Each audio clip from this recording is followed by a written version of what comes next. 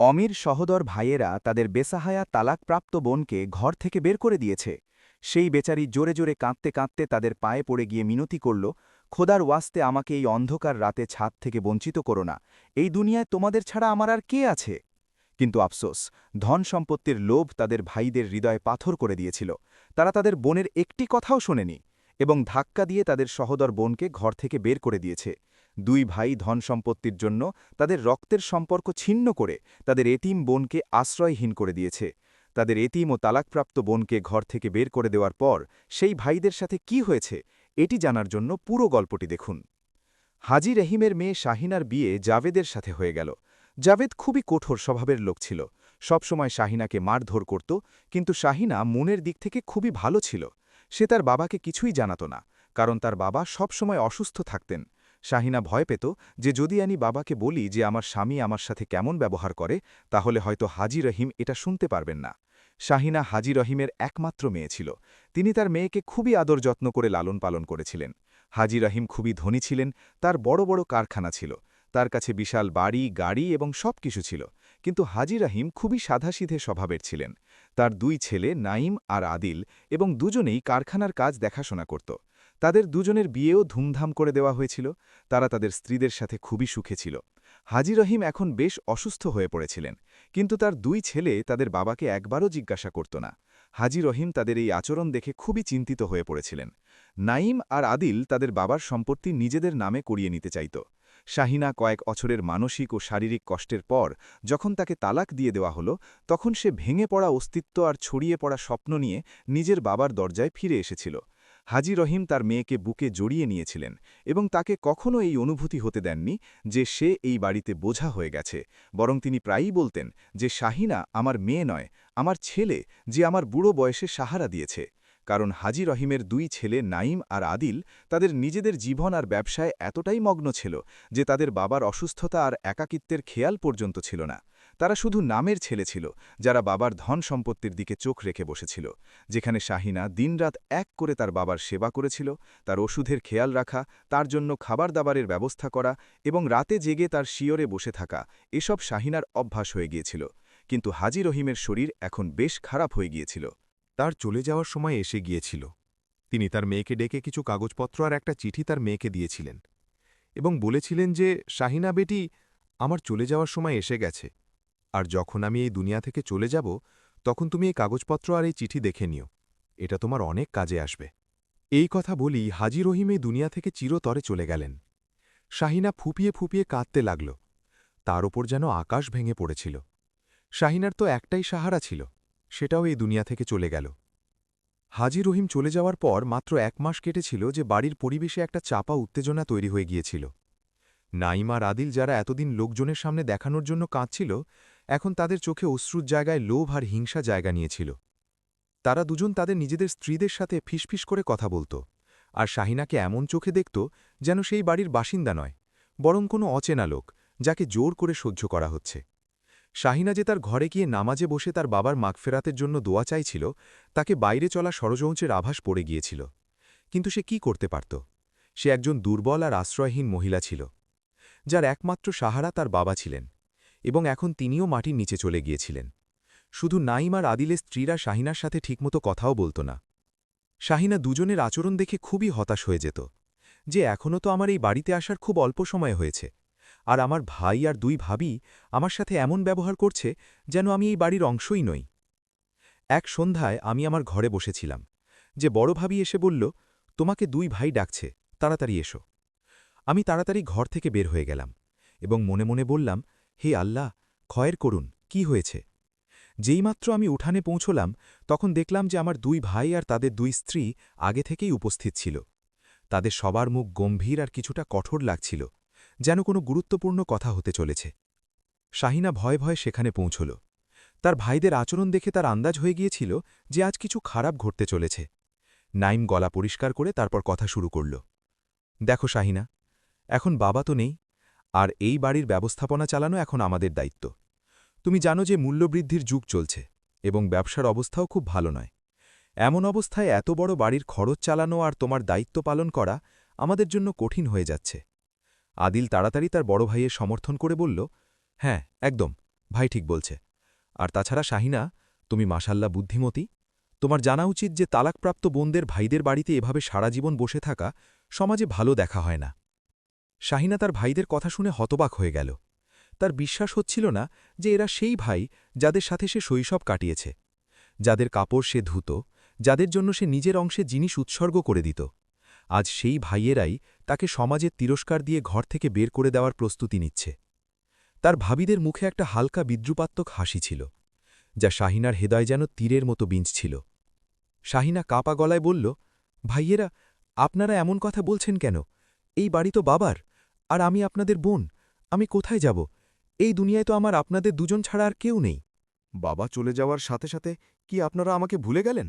নাইম রাগে বলল, আবেগ দিয়ে কাজ করো না শাহিনা। এই বাড়ি বাবার ছিল, কিন্তু এখন আইনি আর শরীয়তি দিক থেকে এটা আমাদের, কারণ আমরা ছেলে আর উত্তরাধিকারী। তুমি তো পরের হয়ে গেছো। তোমার বিয়ে হয়ে গিয়েছিল। তোমাকে তোমার অংশ তখনই দেওয়া হয়েছিল যখন বাবা তোমার বিয়ে উপলক্ষে লক্ষ লক্ষ টাকা খরচ করেছিলেন। এখন এই সম্পত্তিতে তোমার কোনো অধিকার তৈরি হয় না। আদিল আরও বিষ ছড়িয়ে বলল, আর তাছাড়া তুমি বাবার শেষ দিনগুলোতে তার মাথায় দখল করে নিয়েছিলে। জানি না তার কাছ থেকে কি লিখিয়ে নিয়েছ, কিন্তু আমরা তোমাকে বলে দিচ্ছি যে আমরা 1 ইঞ্চি জমি বা 1 পয়সাও তোমাকে দেব না। তুমি আমাদের জন্য একটা বোঝা যাকে আমরা আর বহন করতে পারব না। শাহিনার চোখ থেকে অশ্রু ঝরতে লাগল। সে হাতজোড় করে বলল, খোদার জন্য এমন কথা বলবেন না। আমি বাবার সেবা কোনো লোভে করিনি। তিনি আমার বাবা ছিলেন, আমার জান্নাত ছিলেন। আমার আপনাদের সম্পত্তি চাই না, আমার কারখানা চাই না। আমাকে শুধু এই বাড়ির একটা ছোট কোণায় থাকতে দিন। আমি আপনাদের চাকরানি হয়ে থাকব, বাড়ির সব কাজ করব, বাচ্চাদের দেখাশোনা করব। শুধু আমাকে ছাদ থেকে বঞ্চিত করবেন না। বাইরের দুনিয়া খুবই নিষ্ঠুর। আমি একা মহিলা কোথায় ঠোকর খেয়ে ঘুরব? কিন্তু শাহিনার অসহায়তা আর অশ্রুর তীব্রতা তাদের পাথর হৃদয়ের ভাইদের আর ভাবিদের আচরণে কোনো প্রভাব ফেলল না। বড় ভাবি বিদ্রুপাত্মক সুরে বলল, আরে ওয়াহ, চাকরানি হয়ে থাকবে আর তারপর আস্তে আস্তে পুরো বাড়িতে দখল করে নেবে। আমি তোমার চালাকি খুব ভালো করে বুঝি। তুমি মজলুম সেজে আমাদের স্বামীদের আবেগ প্রবণ করে তুলছ, কিন্তু এটা হবে না। তোমাকে এই বাড়ি ছাড়তেই হবে। নাইম কঠোর সুরে বলতে লাগল, শোনো শাহিনা, আমাদের কাছে অতিরিক্ত সময় নেই। আমরা সিদ্ধান্ত নিয়ে ফেলেছি। আমরা 2 ভাই এই সব সম্পত্তি নিজেদের মধ্যে ভাগ করে নেব, তাই এই বাড়িতে তোমার জন্য কোনো জায়গা নেই। তুমি তোমার জিনিসপত্র নাও আর যেখানে যেতে চাও সেখানে যাও। চাইলে কোনো আত্মীয়ের কাছে যাও বা কোনো দাতব্য প্রতিষ্ঠানে। এটা তোমার সমস্যা, আমাদের নয়। শাহিনা তার ভাইদের দিকে তাকালো, কিন্তু তাদের মুখে কোনো নরমতা বা দয়া দেখা যাচ্ছিল না। সে বুঝে গেল যে এখন মিনতি আবেদনের কোনো লাভ নেই। রক্ত সাদা হয়ে গেছে আর সম্পর্কের দড়ি ছিঁড়ে গেছে। সে তার অশ্রু মুছে নিল এবং একটা গভীর নিঃশ্বাস নিল। ঠিক আছে, যদি আপনারা এটাই চান তাহলে আমি চলে যাব। আমি আপনাদের ওপর বোঝা হয়ে থাকব না। কিন্তু মনে রাখবেন ভাইয়েরা, আজ আপনারা আমাকে ঘর থেকে বের করছেন, কিন্তু এর সাথে আপনারা নিজেদের বরকত আর রহমতকেও বের করে দিচ্ছেন। বাবা বলতেন যে মেয়েরা বাড়ির রহমত হয়, কিন্তু আপনারা এই রহমতকে জ্বালা মনে করেছেন। আমি যাচ্ছি, কিন্তু আমি আমার হক মাফ করব না। আমার বিচার এখন আমার আল্লাহ করবেন। আদিল অবজ্ঞার সাথে হেসে বলল, যাও যাও, বড় এসেছে আল্লাহর বিচারের, নিজের হক মাফ করবে না, যেন আমরা তার মুখাপেক্ষী। বের হয়ে যাও এখান থেকে, এবং সাবধান, যাওয়ার সময় কোনো দামি জিনিস সাথে নিয়ে যেও না। আমরা তোমার জিনিসপত্রের তল্লাশি নেব। শাহিনা বলল, আমার তোমাদের ধন সম্পত্তি আর গয়নার কোনো শখ নেই। তোমরা তোমাদের এই কাগজের নৌকোগুলো সামলে রাখো। আমি এই বাড়ি থেকে কিছু নিয়ে যাব না, শুধু একটা জিনিস ছাড়া। শাহিনার এই কথা শুনে সবাই চমকে গেল। নাইম সন্দেহ ভরা চোখে জিজ্ঞাসা করল, কি জিনিস? কোথাও তুমি গয়না বা মায়ের কঙ্কন চাইছো না তো? সেগুলো সব আমাদের মালিকানা। শাহিনা না বলে মাথা নাড়ল এবং বলল, না, আমার সোনা রূপা চাই না। আমার শুধু বাবার একটা স্মৃতি চাই। যদি আপনাদের অনুমতি হয় তাহলে আমি সেটা নিয়ে নেব। আদিল বলতে লাগল, ঠিক আছে, নিয়ে নাও, কিন্তু আমরা এটা দেখব। শাহিনা তার বাবার ঘরে গেল এবং সেই থলে তুলে নিল, যার ভিতরে হাজি রহিমের পুরনো ছবি, তার ডায়েরি আর কিছু কাগজপত্র ছিল। সে সেটা নিয়ে বাইরে এলো। নাইম এগিয়ে এসে তার বোনের কাছ থেকে থলে নিয়ে চেক করতে লাগল। দেখতে লাগল যে এতে কোথাও সোনা নেই তো। যেইমাত্র নাইম থলে খুলল, তখন দেখল যে তার ভিতরে বাবার ছবি, ডায়েরি ইত্যাদি ছিল। তারপর তারা শাহিনাকে সেই থলে ফিলিয়ে দিল এবং বলতে লাগল, নিয়ে যাও, নিয়ে যাও, আমাদের কোনো আপত্তি নেই। এখন যাও এবং আর ফিরে তাকিও না। শাহিনা তাদের দিকে তাকালো এবং অভিশাপ দিতে দিতে গেট পর্যন্ত পৌঁছে গেল। দারোয়ান মাথা নিচু করে গেট খুলে দিল। তার চোখেও আর্দ্রতা ছিল, কারণ সে শাহিনা বিবির শালীনতা আর নেকির সাক্ষী ছিল।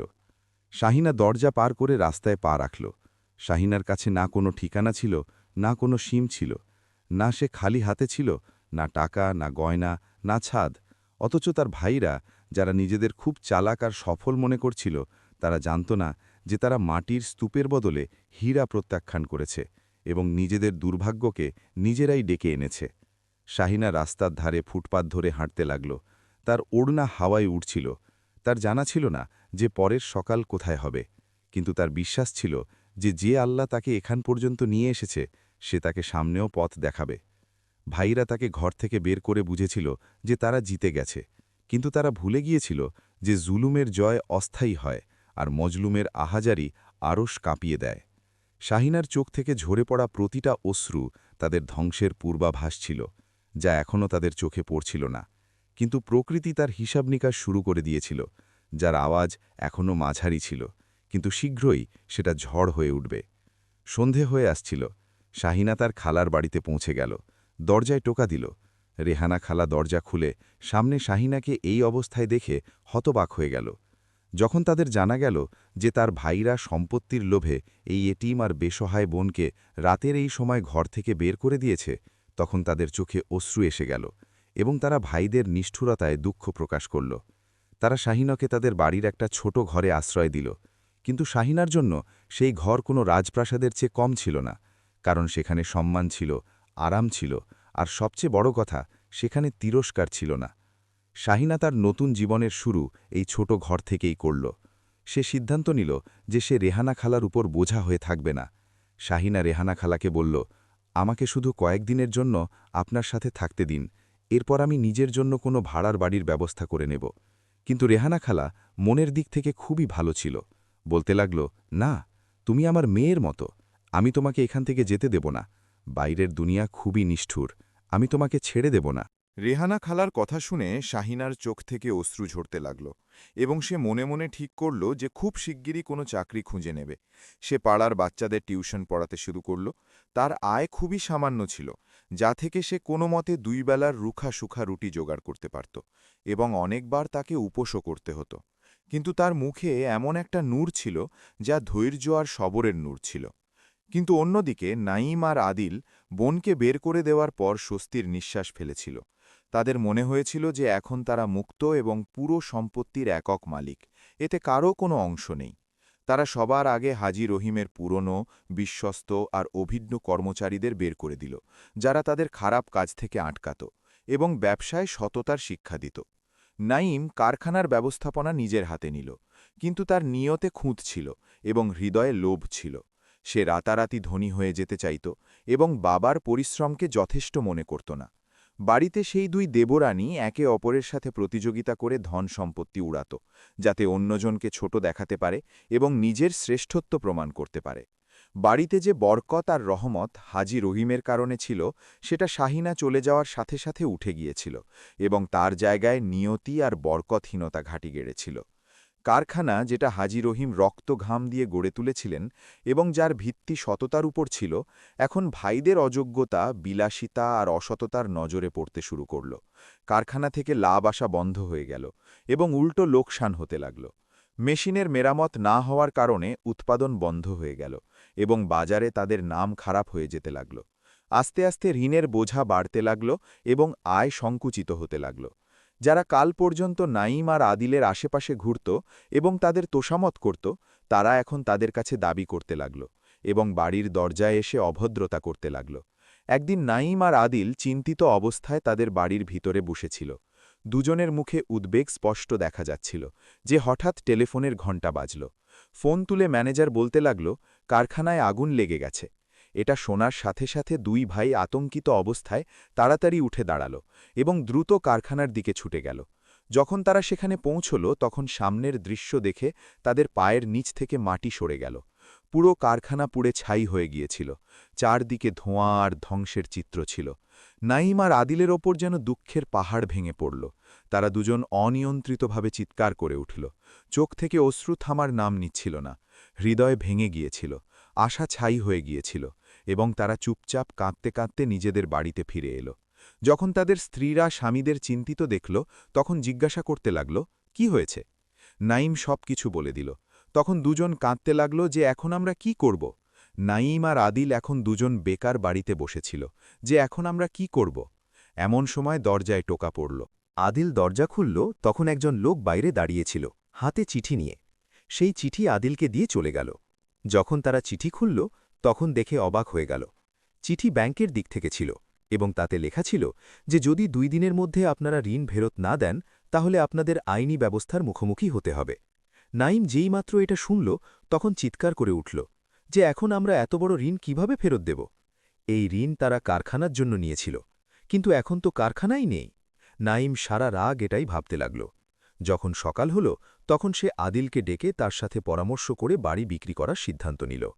শেষ পর্যন্ত নাঈম আর আদিল প্রপার্টি ডিলারের কাছে গিয়ে নিজেদের বাড়ি অত্যন্ত সস্তা দামে বিক্রি করে দিল এবং কারখানার জন্য যে ঋণ নিয়েছিল সেটা ফেরত দিল এবং বাড়ি থেকে নিজেদের জিনিসপত্র নিয়ে বের হয়ে পড়ল। নাঈম আর আদিল কিছুক্ষণের জন্য বাইরে দাঁড়িয়ে তাদের প্রাসাদোপম বাড়ির দিকে তাকিয়ে রইল। সেই বাড়ি যেটা হাজী রহিম নিজের জীবনের উপার্জন আর ঘাম ঝরিয়ে তৈরি করেছিলেন, এবং সেই ব্যবসা যেটা তারা দিন-রাত এক করে গড়ে তুলেছিলেন, সবকিছু তাদের ছেলেরা মাত্র কয়েক বছরে ধ্বংস করে দিয়েছে। বাড়ি বিক্রি হওয়ার পর নাঈম আর আদিল তাদের স্ত্রী আর বাচ্চাদের সাথে রাস্তায় চলে এসেছে। তাদের বাচ্চারা ক্ষুধায় কাঁদছিল এবং বাড়ির সেই মহিলারা যারা কাল পর্যন্ত স্বস্তিতে ছিল আজ অসহায়তার চিত্র হয়ে দাঁড়িয়ে আছে। এসব দেখে 2 স্ত্রীর হৃদয়ও ভেঙে গেল। তারা নিজেদের স্বামীদের এই অবস্থা আর সহ্য করতে পারল না। শেষে একটা কঠিন কিন্তু বাধ্যতামূলক সিদ্ধান্ত নেওয়া হলো। 2 স্ত্রী তাদের বাচ্চাদের সাথে নিয়ে চুপচাপ সেখান থেকে চলে গেল এবং নাঈম আর আদিল পিছনে রয়ে গেল। এই 2 ভাইয়ের এখন অনুভূতি হয়েছে যে তারা তাদের বোনের সাথে কত বড় জুলুম করেছে। অন্যদিকে শাহিনা রাতে তার বাবার ছবি দেখছিল এবং তার বাবাকে খুব মনে করছিল। সে দেখল যে সেই থলেতে একটা চিঠি পড়ে আছে। শাহিনার মনে পড়ে গেল যে যখন তার বাবা অসুস্থ ছিলেন তখন তিনি বলেছিলেন যে আমার চলে যাওয়ার পর তুমি এই চিঠি আর কাগজপত্র সংরক্ষণ করে রাখবে। শাহিনা অধীর আগ্রহে চিঠি খুলে পড়তে লাগল। আমার প্রিয় মেয়ে শাহিনা, যদি তুমি এই চিঠি পড়ছ তাহলে এর অর্থ হল যে আমি এখন এই দুনিয়ায় নেই এবং আমার আশঙ্কাগুলো সত্যি প্রমাণিত হয়েছে। আমার জানা ছিল যে আমার পরে আমার ছেলেরা তোমাকে একা ছেড়ে দেবে এবং সম্পত্তির লোভে তোমাকে ঘর থেকে বের করে দেবে। আমি তাদের স্বভাব সম্পর্কে জানতাম, তাই আমি আমার ছেলেদের কাছ থেকে চুপচাপ একটা কারখানা তোমার নামে করে দিয়েছি। আর সেই কারখানা সম্পর্কে আমার ছেলেদের কিছুই জানা নেই। তার কাছাকাছি একটা বড় বাড়িও তোমার নামে করে দিয়েছি। এই কারখানা আর বাড়ির কাগজপত্র উকিলের কাছে পড়ে আছে। তুমি সেখানে যাও, কাগজপত্র নিয়ে কারখানা দেখাশোনা করো। এই চিঠিতে উকিলের ঠিকানাও লিখে দেওয়া আছে। এটা পড়ে শাহিনার আনন্দের সীমা রইল না। তার চোখ থেকে অনিয়ন্ত্রিত অশ্রু ঝরতে লাগল। সে তার ব্যাগ নিয়ে বাড়ি থেকে বের হয়ে গেল এবং উকিলের অফিসে গেল। সবকিছু বলল। তখন উকিল হাজী রহিমের উইল পড়ে কারখানা আর বাড়ির কাগজপত্র শাহিনার হাতে তুলে দিল। শাহিনা কাগজপত্র নিয়ে নিজের কারখানায় গেল এবং কারখানার দায়িত্ব নিজের হাতে নিয়ে নিল। সে কারখানাকে খুবই ভালোভাবে দেখাশোনা করতে লাগল। এখন শাহিনা বেশ শক্তিশালী হয়ে গিয়েছিল। এখন তার কাছে সবকিছু ছিল। গাড়ি, বাড়ি এবং প্রতিটা সুবিধা যা আগে তার ভাইদের কাছে ছিল। শাহিনা প্রতি রাতে তাহাজ্জুদে উঠত এবং তার বাবার মাগফিরাতের জন্য দোয়া করত। তারপর সকালে ফজরের নামাজ পড়ে বাড়ি থেকে বের হয়ে কারখানার কাজ দেখাশোনা করত। সে কারখানায় প্রতিটা শ্রমিকের খেয়াল রাখত।